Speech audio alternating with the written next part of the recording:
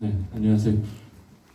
그리고 낯이 익으신 선생님들도 많이 계신데, 네, 오늘 뭐 제가 엄청 거창한 것을 강의하는 자리라기보다는 우리 같이 생각할 거리가 무엇인지에 대해서 조금 더 이야기를 나눴으면 한다라는 개념으로 접근해 주시면. 네, 조금 아쉬움이 글씨가 잘 흐릿해서 좀 뚜렷하게 보이지는 않아요. 근데 이 강의 자료뿐만 아니라 오늘 이야기 나누는 자료 결과를 아마 예술촌에서 자료집으로 만들어 주실 거거든요. 그때 조금 더 자세히 둘러보시면 좋을 것 같다는 생각이 듭니다. 네, 우선 오늘 이야기 나누는 것들 들어갈 건데요. 저희가 이제 다문화 사회를 넘어 다문화 국가로 가는 그 지점에 있다라고 저는 이제 강의할 때 많이 말씀을 드리는데, 다문화 국가라고 들어보셨어요? 네, 역시 처음에는 대답이 없죠. 그래서 천천히 제가 자문자답하고 할게요. 다문화 국가는 우리가 그 OECD 국가 기준으로 해서 전체 체류 외국인이 인구의 5%를 넘어가면 그 나라를 다문화 국가라고 우리가 부릅니다. 그래서 여러분들 많이 알고 계시는 미국, 캐나다, 호주, 영국, 프랑스 등등이 우리가 잘 알고 있는 다문화 국가로서 인식되고 있는 것이죠. 근데 저희 표가 지금 선명하게 보이지 않지만 우리가 그 2019년 기준에서는 우리 전체 인구가 5,180만이 좀 넘었고요. 체류 외국인이 250만이 조금 넘었어요. 그걸 환산해 보면 약 4.9% 정도에 육박합니다. 그러면 2020년 기준에서는 넘어갔을까요? 넘어갔겠죠, 원래는.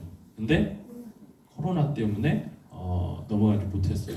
그래서 제가 2019년만 해도 강의를 할 때 이제 우리는 다문화 국가, 예비 다문화 국가 구성원으로서 우리는 새로운 정체성을 정립하고 함께 공존할 길을 모색해야 한다라는 이야기를 나눴습니다. 그러면 그러한 기준, 다문화 국가 구성원으로서의 우리의 정체성은 어디에 두어야 하는가? 거기에 이제 저는 이제 문화 다양성이다라는 말씀을 좀 드리고 싶습니다. 문화 다양성이라고 하는 이런 것들이 2001년 유네스코 문화다양성 선언에서 이제 문화와 문화다양성이라는 개념을 지금 정리하고 있는데요. 문화는 사회와 그 구성원의 정체성을 구성하는 정신적, 물질적, 지적, 감성적 특성의 총체로 예술, 생활 양식, 그리고 함께 살아가는 방식, 가치체계, 전통과 신념까지 포함하는 것이다 라고 말을 하고 있습니다. 그 중에 이제 문화 다양성은 개인, 집단, 사회의 다양한 생각, 가치관, 표현의 차이를 존중하며 공존하는 상태를 의미하며 쭉 다양성 등도 포함된다. 여기에 키워드는 공존이라는 키워드가 있습니다. 문화 다양성은 다양한 차이들이 모여서 함께 서로 인정하고 존중하고 공존하면서 상생하는 이 상태를 문화 다양성이라고 한다고 보시면 될 것 같아요. 이 앞서 다문화 국가라는 이야기를 제가 말씀을 드렸잖아요. 그러면 다문화 국가, 다문화 사회를 바라보는 관점이 쭉 변화해 오면서 오늘날의 문화 다양성이라는 이러한 정체성이 이제 나타나게 되었는데요. 이게 뭐 이론적으로 깊이 들어갈 수는 없고 간단하게만 말씀드리면 일반적으로 우리가 다문화 사회를 접할 때 차별 배제, 동화주의, 다문화주의 이렇게 단계별로 구분을 해서 보는데 차별 배제 같은 경우는 이제 쉽게 말씀드리면 우리나라에 돈을 벌기 위해서 이주 노동자분들이 들어오셨어요. 그런 분들이 들어오시면 그분들의 가치는 뭐 이렇게 표현하기 그렇지만 월급이 100만 원이다 하면 100만 원의 가치만 있는 거예요. 인권으로서의 뭐 이런 접근성이 아니고 그 딱 경제적인 가치 이외에는 인정하지 않는 게 차별 배제에 대한 개념이고 거기서 한층 나아간 건 그래 우리가 너희들 좀 인정해 줄게 대신 우리가 김치 먹으니까 니네들 김치 먹고 이거 극단적 표현입니다. 그러니까 우리의 사회 문화를 너희들이 똑같은 한국 사람처럼 따라오면 인정해 줄게. 이게 동아주의 모델이에요.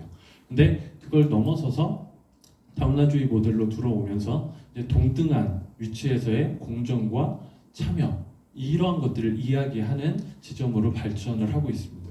그 다문화주의 모델에 여러 가지 또 세부적인 모델이 또 나오는데요. 거기에 이제 문화 다양성이 이제 맞닿아 있는 지점이 있다라고 보시면 될 것 같아요.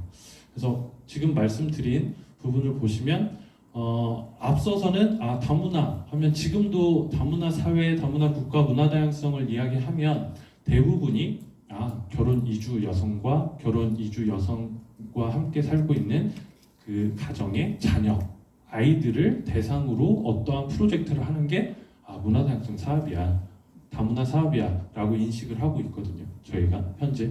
근데 2010년 이후로 쭉 오면서 저희가 이제 2014년에는 문화 다양성의 보호와 증진에 관한 법률까지 제정을 합니다. 그러면 다문화 정책과 문화 다양성의 정책은 엄연히 다른 이야기예요. 그런데 여전히 우리는 문화 다양성 이야기를 하고 있는데 다문화 이야기를 해요. 제가 지역위원회나 다른 데에서 그 정치인들 대상으로도 강의를 했었는데 거기서 끝나면 항상 지자체장이나 그 의원님들이 이런 말씀을 하세요. 오늘 강사님 오셔가지고 좋은 말씀 하셨는데 다양성. 네, 그러니까 우리는 앞으로 다문화 가정을 잘 도와줘야 되고 이렇게 결론이 지어져요. 항상. 네, 그러니까 그만큼 이제 너무 표피적으로 해석하는 부분이 많았다라는 부분을 말씀드리고 이런 부분은 좀 넘어가겠습니다. 저희가 시간이 많지는 않으니까. 네. 여기서 이제 문화다양성 정책에서 키워드가 이제 있는데 여기에서 개별 소수자의 삶의 질 향상과 그들의 생활권을 지원하려는 것이 그 이전의 정책 방향이었어요. 근데 지금 문화다양성의 정책은 그게 아니라 소수자 및 다수자가 상호간 다양한 문화와 서로의 다름을 인정하는 그 사회를 구현하기 위해 전체 국민의 문화 다양성에 대한 인식을 제고하려는 정책을 문화 다양성 정책이라고 한다. 그러면 이제 문화 다양성 사업을 한다라고 하면 그 다문화 가정 구성원들 대상으로 하는 사업만이 아니라 이곳에서도 여기 계신 선생님들은 모두 다 문화 다양성의 주체이시고 주인공이시거든요. 네. 그래서 제가 아까 이 종이 하나씩 받으셨는지 모르겠어요. 이 종이가 밑에 있습니다. 수첩이랑 같이 있는데 네, 이 포인트를 제가 선생님들께 생각할 포인트가 되었으면 좋겠다 해가지고 세 가지 이제 질문을 한번 드려봤거든요. 그래서 지금 없는 분이 계시니까 이따가 끝내면서 정리를 한번 해드리도록 하겠습니다. 다시 들어와서 우리 다문화 정책하고 문화 다양성 그 정책을 이제 조금 비교해 드리니까 조금 이해를 조금 쉽게 하시더라고요. 다문화 정책은 대부분 이방인이나 소수 타인을 바라보고 집중하는 것이라고 볼 수 있고요. 문화 다양성 정책은 동일한 시공간, 이 공간 안에 있는 우리 모두, 나를 포함한 모든 사람들에 대한 이야기가 문화 다양성에 대한 이야기라고 보시면 돼요. 그래서 문화 다양성 정책은 편견, 차별, 배제, 혐오, 불평등 등의 부정적 효과를 낮추는 데 집중을 하고 있습니다. 그래서 저는 이제 어디 가서 이제 명함이나 이런 걸 드리면 편견과 차별 없는 사회 김춘학입니다. 이렇게 워딩이 정리가 돼 있어요. 그 편견과 차별 없는 사회라는 말이 문화 다양성에 저는 정체성을 두고 일을 하고 있기 때문에 그러한 표현이 나왔다라고 보시면 되고 여기 좌측 마지막에 보시면 저도 항상 강조하는 표현인데요.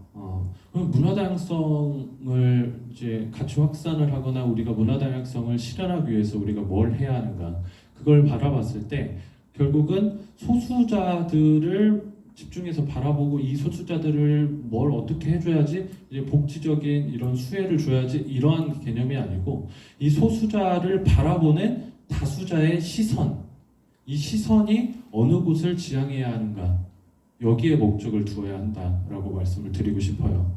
근데 여전히 소수자 지원 정책으로만 포커스가 많이 막혀져 있는 게 현실입니다. 그래서 오늘 이 자리가 일반적 포럼, 규격화되어 있는 그런 포럼 형식이 아니라 여기 계신 선생님들을 초대한 이유이기도 합니다. 왜냐하면 한 분 한 분이 문화 다양성의 주인공이시기 때문에 이 문화 다양성 주인공들의 이야기를 더 많이 담아내어야 하는 것이고 그 안에서 다수의 시선과 소수자의 시선 이런 것들을 우리가 한 번쯤 생각해볼 기회를 서로 갖는 것 그게 이제 중요한 포인트라고 말씀드리고 싶습니다. 그래서 이러한 문화 다양성 정책을 실행하기 위해서 그간의 뭐 경과나 이런 것들을 오늘 시간 관계상 저희가 축약시켰고요. 2014년에 문화 다양성의 보호와 증진에 관한 법률이 제정이 됩니다. 그래서 여기에서 목적하는 바만 제가 1조에 빨간색으로 제가 표현을 해놨는데 결국은 개인의 문화적 삶의 질을 향상시키고 문화 다양성에 기초한 사회 통합과 새로운 문화 창조에 이바지하는 것을 목적으로 한다라고 정확한 목적에 지금 나와 있죠. 근데 앞에 개인의라는 표현이 중요한 표현입니다. 그래서 한 분 한 분이 다 주인공이라고 말씀드릴 수가 있습니다. 이렇게 14년에 저희가 이제 법률이 제정이 되었고요. 근데 이런 법률이 있는 사실을 대부분 몰라요. 그리고 이 법률이 제정돼서 지금 현재 이제 각 기초지자체, 광역 차원에서 조례를 만들었는데요. 이 전북 14개 시군에서는 제일 먼저 익산시가 2017년에 기초 자치단체 최초로 조례를 제정을 합니다. 그리고 익산 같은 경우는 익산문화관광재단이 있으면서 그 역할을 지금 꾸준히 해오고 있고요. 그래서 가장 조금 더 한 걸음 한 걸음 앞장서 가고 있다라고 보시면 될 것 같아요. 그리고 19년에 우리 여기도 허실로 오셨는데 우리 전북 문화관광재단이 이제 큰 역할을 했죠. 해서 문화다양성 보호 및 증진에 관한 전라북도의 조례를 또 제정하게 됩니다. 그리고 이제 작년에 우리 촌장님 말씀하신 것처럼 작년 11월 9일에 우리 문화다양성 보호와 증진에 관한 조례가 군산에서도 제정돼서 이제 시행을 하고 있는 것이죠. 근데 아쉬운 거는 이 문화다양성의 보호와 증진에 관한 조례가 사장될 가능성이 높다는 거죠. 지금 지역의 분위기상으로. 네. 왜냐하면 우선 몰라요. 모르니까 어떠한 정책이 만들어져서 이걸 실제 사업화하려면 또 예산이 수반돼야 되는데 내용을 우리가 확실히 알지 못한 상태로서 접근을 하게 되면 예산이 따라올 수가 없어요. 그러면 계속 공허한 외침만 되는 것이죠. 그런 상황에 대해서 말씀드렸고요.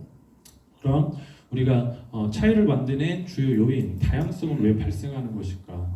자, 우선 제가 이거를 한 2년 전에 저희 직원 막내 친구에게 이 내용을 주고 이것 좀 PT에 이미지 좀 가져와 볼래? 라고 했더니 이렇게 이미지를 가져왔어요.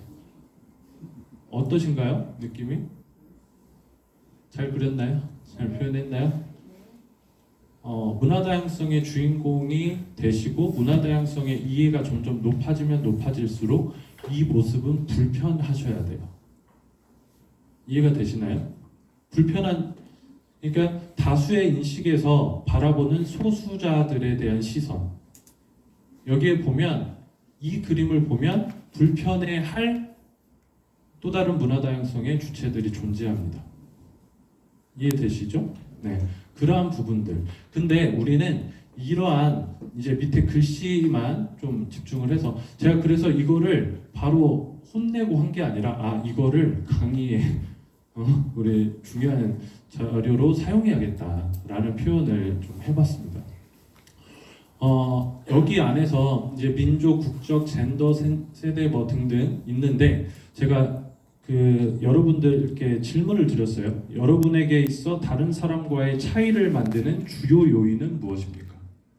그러니까 우리가 다수자의 시선에서 어떠한 소수자들을 판단하고 평가하죠. 근데 그 평가하는 기준이 나는 어떠한 그 요소 때문에 내가 이게 강화되었을까? 이해되세요? 네. 예를 들면 제가 어떤 특정 종교를 갖고 있습니다. 여기에 열혈 신자예요. 그러면 이 종교적 차이로 인한 다른 종교를 갖고 있는 문화다양성의 주체와 차이가. 근데 이러한 것들이 복합적이잖아요. 하나만으로 이루어지는 게 아닙니까? 그래서 그 질문을 살짝 넣어놨었고요. 이러한 부분들도 한번 생각해 보셨으면 한다라는 말씀을 좀 드리고요. 시간이 없으니까. 그리고 우리 문화다양성은 세계 문화다양성의 날로 해서 5월 21일을 기념하고 있습니다.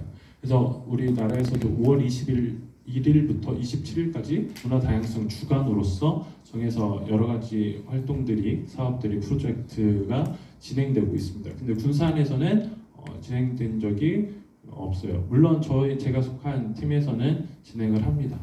근데 꼭 그 주간에만 하지는 않고 모든 프로젝트를 진행할 때 문화다양성의 프로그램을 넣어요. 그러니까 축제를 기획할 때도 축제 기획자가 갖추어야 할 소양으로 문화다양성이라는 이야기를 던져주고 그런 식으로 해서 이런 부분을 기념하고 있다라고 보시면 되고요. 이제 오늘 선생님들이 나누셔야 할 내용이 핵심입니다. 문화다양성 가치 확산을 위한 방향을 우리가 어떻게 잡아야 할 것인가를 이제 같이 고민을 해나가는 게 오늘의 키워드인데요. 저는 이제 대표적으로 이제 이건 정답처럼 쓴 게 아니니까요. 이제 군산에 이제 문화재단이 설립 이제 시행되는데 문화재단이 어떠한 역할을 해야 한다라는 생각이 있습니다. 그래서 그러한 부분에서 이제 문화다양성 매개 인력을 양성했으면 좋겠다라는 제안을 지금 드리는 거고, 그리고 군산시청 공무원 대상 의무 교육으로서 문화다양성 이해 교육이 시급한 상황이다라는 표현이 있습니다. 그리고 다양한 이제 학교 현장이나 다양한 교육 프로그램이 돌아가고 있는데 거기에서 무슨 이제 인권교육, 다문화 인식 개선, 성폭력 예방, 양성평등, 장애인 인식 개선 뭐 등등 여러 가지 교육이 있어요. 근데 이러한 교육의 그 층위를 다 앞서서 우리 파편화되어 있는 걸 모아내서 문화다양성 이해 교육이 먼저 선행된 후에 조금 더 깊이 있는 교육이 들어가야 한다라고 지금 제안을 드리고 싶습니다. 그리고 예산이 중요하거든요. 어느 정도 어떠한 프로젝트를 하려면. 그래서 그러한 예산을 어떻게 우리가 확보할 수 있을 것인가, 이런 것들, 특히 지자체장의 의지가 가장 중요하겠죠. 이런 것도 다행히 우리 시민예술총에서 촌장님이 문화다양성 관련 포럼 비용으로 프로젝트 비용을 잡아놨기 때문에 이 자리가 있을 수 있었던 거잖아요. 네. 그러한 부분에 대한 것. 그리고 이제 문화다양성 지표 개발 같은 경우는 시정에서 이제 공무원들이 뭔가를 할 때 평가하는 지표로 문화다양성이 들어갔으면 좋겠다라는 말씀을 좀 드리고 싶습니다. 네. 그러면 마지막 생각할 지점인데요. 지금 제가 앞서 차이를 만들어내는 그 주요 요인이 있다고 말씀드렸잖아요. 그러면 선생님들이 인식하고 있는 나의 가장 벗겨내고 싶은 렌즈가 뭐가 있을까? 그러니까 결국은 저희는 각자 주변에서 이제 형성되어 있는 환경적 요인, 내가 어떻게 할 수 없었던 그러한 요인들 때문에 지금의 내가 형성되어 있잖아요. 그러다 보면 저희는 수없이 많은 렌즈를 끼고 사람들을 바라보고 있을 거라는 겁니다. 그러면 그 중에 지금 하나하나 우리가 인식해서 벗겨내고 싶은 렌즈는 뭐가 있을까? 벗겨내야 하는 렌즈는 뭐가 있을까라는 이야기를 오늘 같이 이야기해 주시면 좋을 것 같습니다. 그게 두 번째 질문이었고, 세 번째가 문화다양성 가치 확산을 위한 우리가 할 수 있는 일은 무엇인가? 그럼 이제 우리는 뭘 할 것이냐? 액션에 대한 이야기죠. 그게 이제 좀 전에 나왔던 이 방향성에 대한 이야기를 좀 해주시면 될 것 같습니다. 네, 시간이 맞으면은 지금 20분이 좀 넘은 게 맞죠? 네, 그러면은 저는 이걸로 마치겠습니다. 네.